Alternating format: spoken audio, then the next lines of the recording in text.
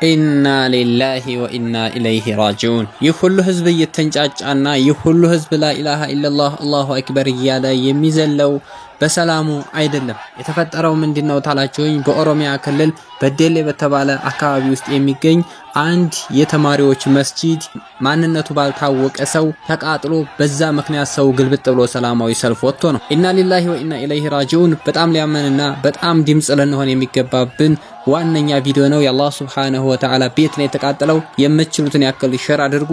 ወደ ሙአዝ ሚዲያ ቤተሰቦች ሰብስክራይብ፣ ላይክ፣ ሼር እያደረጋችሁ ለሌሎች ሰዎችም አድርሱት። ቀጣይም ደግሞ እንግዲህ ከዚህ ቀጥያ የማገኘውን አሪፍ መረጃ ይዤላችሁ እመጣለሁ ማለት ነው። ቪዲዮውን እስከ መጨረሻው ድረስ ተከታተሉት።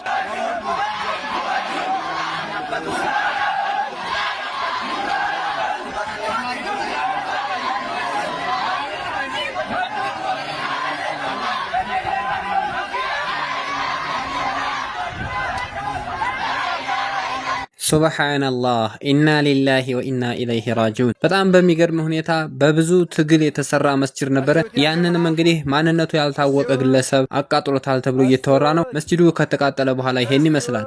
ኢና ሊላሂ ወኢና ኢለይሂ ራጂዑን። ውድ ወንድምና እህቶቼ ለዚህ ቪዲዮ የምትችሉትን ያክል ዋጋ ክፈሉ፣ ሼር አድርጉ። በሚገባ ላይክና ሼር እያደረጋችሁ ለሌሎች ሙስሊም ወንድምና እህቶቻችን አድርሱልን። ፍትህ ለሙስሊሞች፣ ፍትህ ለመስጂዶቻችን እንላለን። ላይክ፣ ሼር፣ ሰብስክራይብ ማድረግ እንዳዘነጉ። ቀጣይ ሌላው መረጃ ይዤላችሁ እመጣለሁ። የተገዛው ሲሚንቶ ተመልከተው፣ እዛ 7 ኩንታል ሲሚንቶ ይታያል። ውስጥ ሊገር